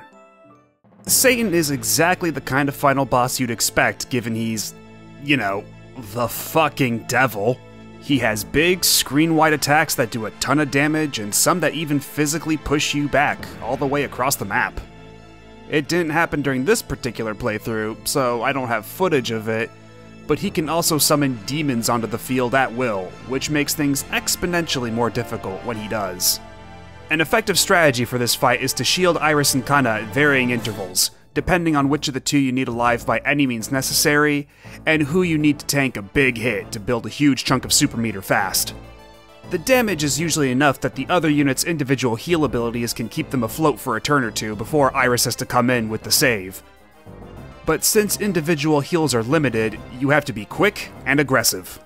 Build those super meters, unleash them on Satan's life orb thing, and assuming you don't get too bogged down by summoned demons, you should eventually seize your hard-earned victory. You really couldn't let it go just this once, could you? Anyway, with Satan's health bar fully depleted, the Flower Division unite to deal the final decisive blow. And no, it's not another spirit bomb. Just watch.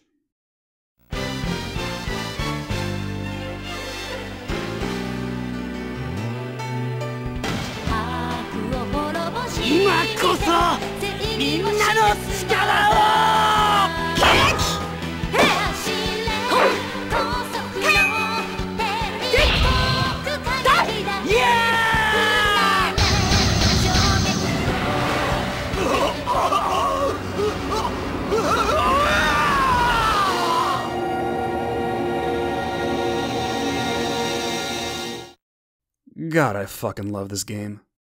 As Satan lies defeated, he is approached by Michael, who urges him to return once more to the side of God, adding that God is willing to forgive him in his infinite love and mercy. Satan considers it for a minute before telling Michael that God can go suck a lemon, because he regrets absolutely nothing. He maintains that humans are destructive, selfish, and short-sighted, and that they deserve to live cowering in fear. Before he finally fades away, he vows that so long as humans continue to exist, he will surely return someday.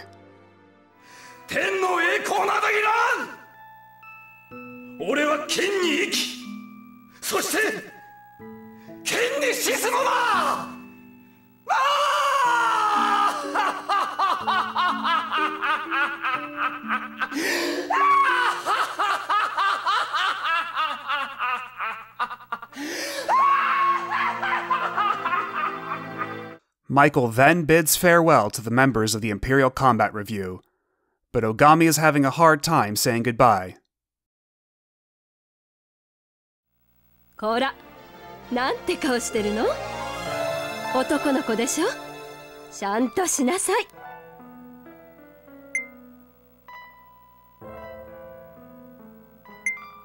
い。よろしい。じゃ、またね。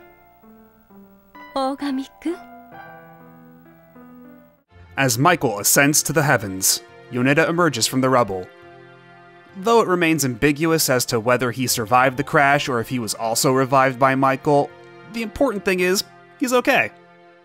With no more incidents in the wake of the Seima Castle crisis, the Imperial Combat Review goes on hiatus, and the Flower Division focuses on their performances full-time, as peace returns to... Wait. How'd the theater get back? It was literally on top of the Mikasa, and it was a total wreck. But now it's... No, it's fine. The logistics don't matter. Worrying about the logistics in this series will only make your brain hurt. Anyhow, the months pass, and before long, it's been a full year since Ogami first became captain of the Imperial Combat Review. This gives him the perfect excuse to take a little time off, and leads into the character-specific ending cutscene, determined by your choice of love interest.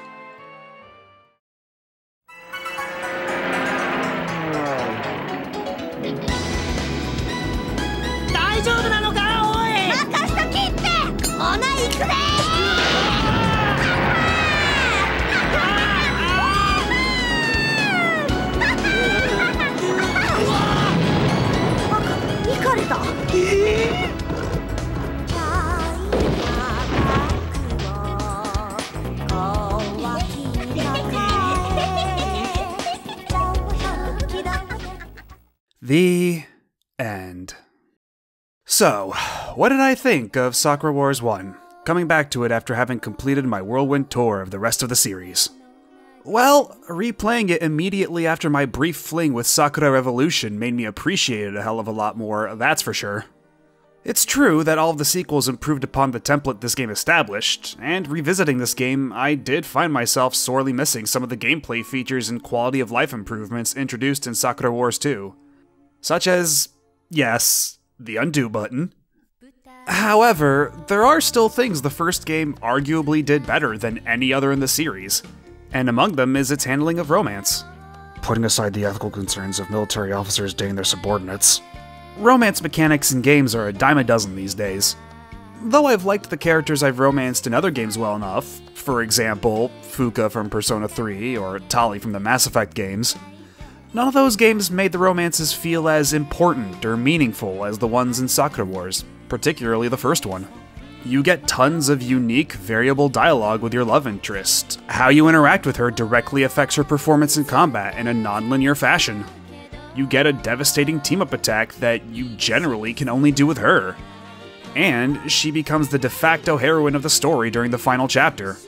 Finally, you not only get a unique, fully animated ending featuring her, but a whole montage dedicated to hyping her up during the end credits.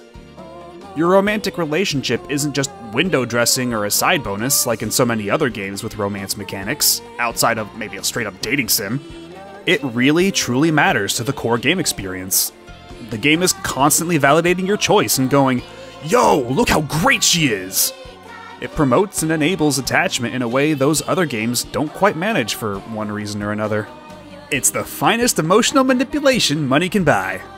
Only Sakura Wars 2 matches it in that regard, and even then, while its utilization of romance mechanics is better in some aspects, it's actually weaker in others. Even apart from the romance mechanics, I was also particularly surprised with how hard some of the other non-romantic emotional beats still hit. I'd be lying if I said I didn't get misty-eyed during Ayame's farewell.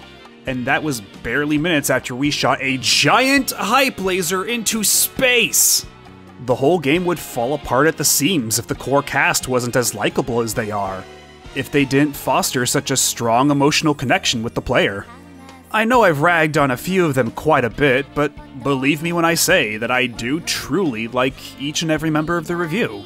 I mean, I don't think I'd have blitzed through all these games at once if I didn't like all these doofuses so much. A lot of that comes down to the fantastic vocal direction. Due to the technical limitations of the Saturn, there's a lot of voiceless, text-only dialogue, but they bust out the voice acting when it really counts. Kumiko Nishihara as Iris calling Ogami a liar in Chapter 4 cuts strangely deep thanks to the acute sound of betrayal in her voice. Chapter 5 is practically salvaged thanks to the amazing Kana and Sumire freakout scenes, as portrayed by Mayumi Tanaka and Michiya Tomizawa respectively. And, as much as I've ragged on this exact topic, Shisa Yokoyama as Sakura has some genuinely funny line delivery in some of her jealous fits. And of course, I don't know if I'd like Koran nearly as much as I do if it wasn't for the performance of Yuriko Fuchizaki. Even without the voices though, there's also so many fun yet totally optional character moments in this game. I wish I could fit everyone I discovered in here, but this video is already crazy long as it is. Despite the improvements in gameplay, graphics, music, and writing the series would go on to experience, going back to the first game was like putting on an old, comfy sweater. There's a few threads coming loose here and there, as well as a funky stain you can't quite remember how it got there. But it still fits perfectly, and is still as warm and cozy as it ever was. If nothing else, I hope I've been able to convey what it is I liked about this game, and what makes it so good. You know that feeling after you finished a great book, game, or TV show, where even though it ended at the perfect place, you wish there were still more episodes or chapters? That's the feeling I had when I beat Sakura Wars. I wanted more, and thankfully, there was more. Much more. Even though I'm not usually the type to marathon a whole series of games, there were no brakes on this train, as I immediately logged onto eBay and purchased a copy of Sakura Wars 2.